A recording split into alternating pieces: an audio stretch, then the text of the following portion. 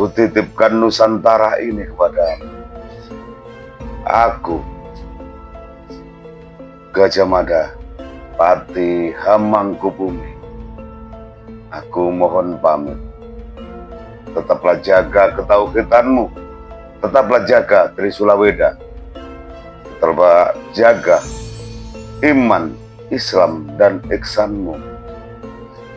Kau tak perlu tahu di mana diriku. Kau tak perlu tahu di mana kuburku.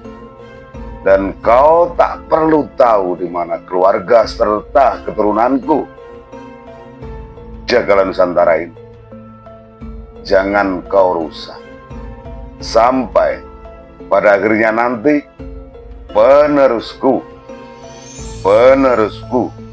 yang akan membawa Nusantara ini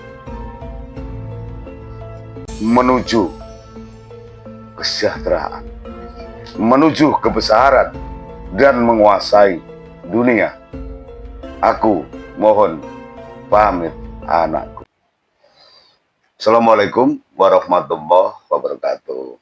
Selamat malam bagi saudara-saudara yang rela dan ikhlas untuk menyaksikan konten-konten kami di satu sisi dua dimensi. Malam ini saya atau kami akan bercerita tentang kelanjutan dari perjuangan Mahapati Gajah Mada, yang dimana sampai kemarin mulai senjata, bahkan kepercayaan atau agama dari Mbah Gajah Mada sudah kita ungkap. Sekarang yang kita ungkap adalah part terakhir, gimana Gajah Mada itu keluar dari Mojopahit. Terus beliau membawa apa dari Mojopahit?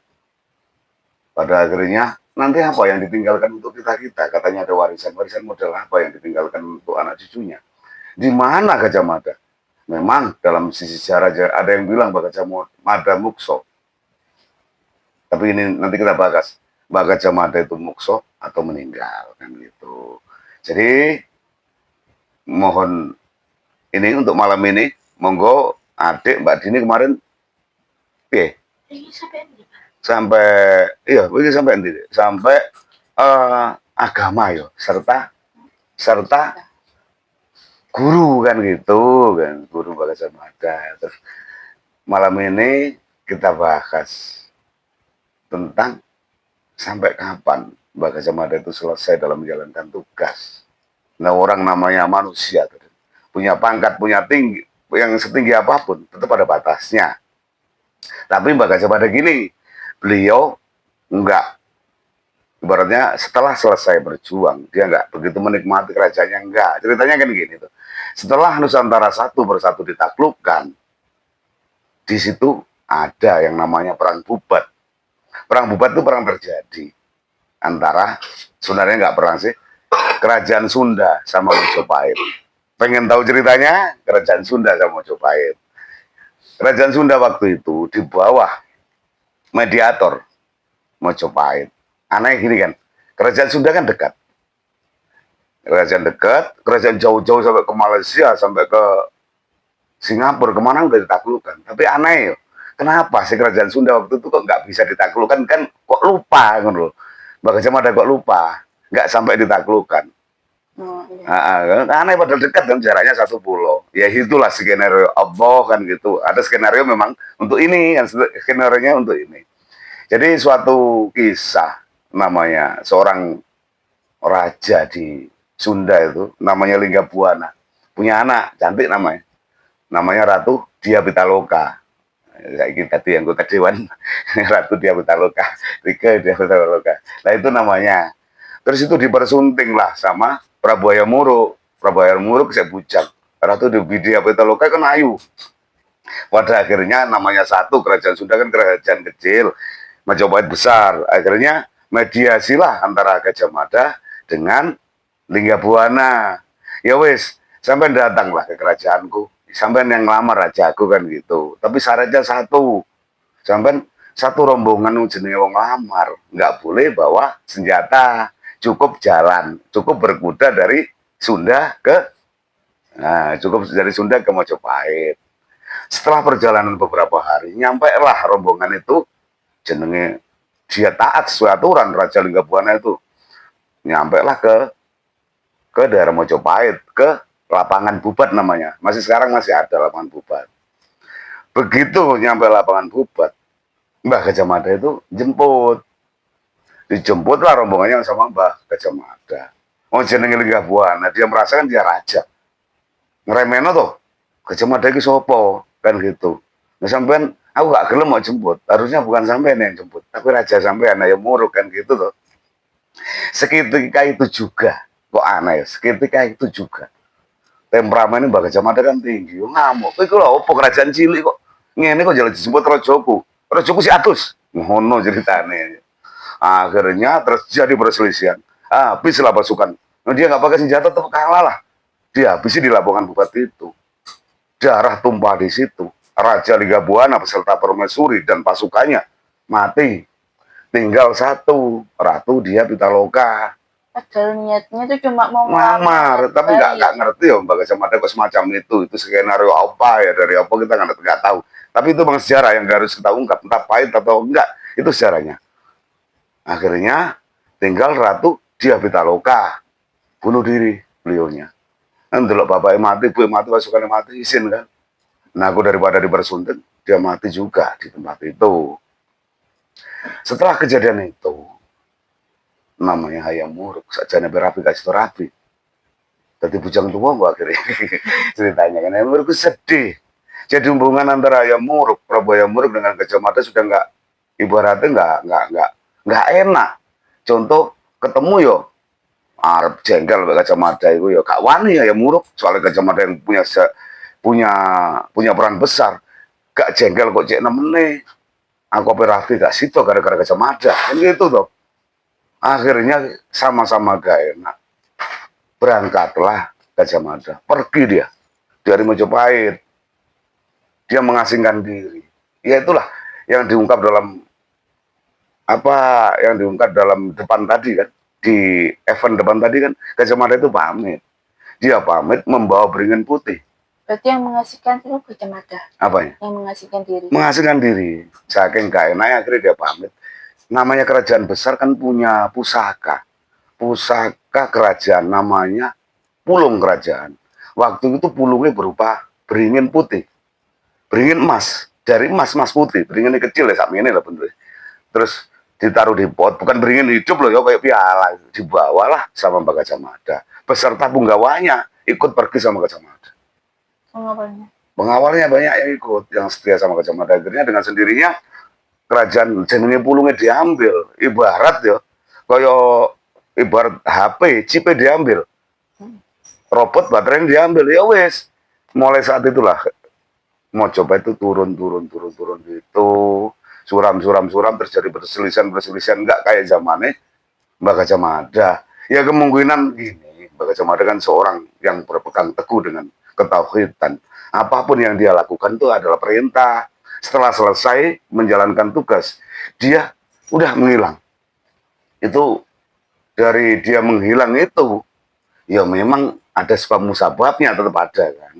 Dia pergi beserta beringin putih kan gitu toh. Nah pertanyaan sama nggak takut, sama dia dibujuk tuh gak apa. Nah sejarahnya kan bujang, iya takut tuh gak. Sebenarnya sejarah yang nggak tertulis dari sumber yang Bapak terima, ya insya Allah benar. Gajah Mada itu garwo ini lurus dan punya keturunan, tapi ya memang dia disembunyikan keturunannya, dia nggak mau menonjolkan diri. Dan ada lagi pertanyaan di dalam buku kan Gajah Mada nggak disebutkan matinya kapan. Iya tuh dikira mukso, enggak, Gajah Mada nggak mukso. Beliau meninggal, tapi dalam pengasingan kemungkinan jati diri beliau itu kan gitu. Jadi diri beliau dalam keadaan meninggal ya sudah nggak jadi Gajah Mada, buat tadi guru ngaji, buat tadi petani, kita nggak tahu. Jadi tahu-tahu itu orang besar. Sekarang masih ada makamnya. Tempatnya di mana nantilah biar waktu yang menjawab. Kenapa dia nggak mau? Nggak mau makamnya dikenal orang. Kira-kira kenapa? Mungkin karena sungkan itu tadi kan. Enggak. Orang secakap itu, orang sebesar itu. Kok ya apa wong saiki dia tahu makamnya. Ya kayak golek pesugihan, kayak golek opo, ya jelas ngono, kayak golek kesakten. Lah iya toh. disalahgunakan sama orang. Dia tuh nggak mau disalahgunakan sama orang. Tetap bersembunyi Mbak Gajah Mada dalam persembunyiannya kan gitu tuh. Terus apa warisannya nanti untuk kita? Kira-kira ada nggak? Banyak din warisan Mbak Gajah Mada. Dari harta beliau sendiri tuh banyak. Jenenge menjadi Mahapati selama bertahun-tahun kan digaji pemerintah. Namanya air khas. Disimpan sama dia. Disimpan, ditutup gaib sama dia. Suatu saat akan muncul. Beringin putih akan dimunculkan. Yang dibawa sama Mbak Gajah Mada itu saya yakin akan dimunculkan. Ketika Nusantara sudah mulai bangkit, itu muncul. Jadi Pulung Nusantara. Dulu ceritanya Mbak Gajah Mada kan menaklukkan kerajaan A, B, C, D, sampai Z kan gitu. Berapa ratus kerajaan. Mesti ada namanya Cindramata. Atau ada apa ya semacam kenang-kenangan. Itu nggak sama, non berupa emas, berupa perak, berupa apa. Itu dikumpulkan. Negara taklukan pasti mengumpulkan. Ngumpul entah itu kalung emas, entah itu semacam tanda kebesaran kerajaan yang ditaklukkan dikumpulkan. Masih sampai sekarang masih ada. Disimpan dalam gentong. Ratusan itu. Umpama kerajaan Bali punya ini, kerajaan ini punya ini, Belambangan punya ini, dikumpulkan. Ada sampai sekarang. Itu nanti biar waktu yang membuka. Itu Cindramata yang dikumpulkan itu Cindramata Cindramata kerajaan. dari Nusantara itu. Dari raja-raja Nusantara. Namanya Mojopahit Serikat kan punya banyak raja-raja kan gitu. Akhirnya dikumpulkan, terus disimpan beserta seluruh harta-harta Mojopahit. Cuman bayangkan kerajaan sebesar itu mana mungkin nggak punya harta banyak. Punya. Saya yakin punya banyak harta. Berarti pas pengasingan itu hartanya itu diambil, ditebar ke seluruh Nusantara sama anak buahnya. Jadi Punggowo yang setia sama Prabu Gajah Mada membawa ditebar seluruh, dikubur di sini, tiap daerah ada. Tiap daerah itu ada. Dan Mbak Gajah Mada itu nggak tahu kemana. Gua nggak ngerti. Itu loh. Jadi pesan-pesan dari beliau ibarat gini, kayak Supriyadi, Pendekar Peta, kayak Pak siapa namanya Jenderal Sudirman. Orang-orang besar itu nggak mau dilulukan, nggak mau dibangga-banggakan. Jiwa-jiwa Gajah Mada banyak yang mewarisi pahlawan-pahlawan kita terdahulu. Setelah selesai perang, setelah mempersatukan Nusantara, dia turun, dia nggak mau dengan enaknya. Makanya dari awal, Bapak kan udah bilang, Gajah Mada belum sampai menikmati enaknya perjuangan. Belum benar-benar makan palapa Gajah Mada itu. Sampai beliau tua, sampai beliau wafat, itu tetap beliau dalam keadaan biasa. Itu loh. Meskipun Nusantara bersatu, jadi besar. berarti pas Nusantara udah besar itu beliau masih dalam pengasingan. Semenjak Nusantara ini ditinggal Gajah Mada, itu sudah redup. Sudah mulai redup gitu loh. Coro lampu mulai redup kecil. Sebab pulungnya sudah diambil, baterainya sudah diambil sama Gajah Mada. Ya inilah nanti baterai atau beringin putih nanti bisa kalau dipakai pewarisnya nanti membesarkan Nusantara lagi. Ya itulah kenapa dari awal Bapak, siapa sih Gajah Mada? Apa sih pusakanya? Apa sih warisannya untuk Satrio Piningit? Yaitu salah satunya beringin putih, tapi yang lebih besar adalah Trisulaweda. Antara iman, Islam, dan ihsan. Itu yang paling besar. Nggak ada lagi. Di antara harta, di antara pusaka, benar nggak ada apa-apanya. Sudah jelas? Sudah. Sampun jelas, Mak. Kameramen ini sampun jelas. Oke, ya udah. Untuk kisah Gajah Mada, cukup kita akhiri sampai sekian. Untuk kurang lebihnya, saya mohon maaf. Kami, adik Mbak, mohon maaf yang sebesar-besarnya. Demikian saya akhiri. Wassalamualaikum warahmatullahi wabarakatuh.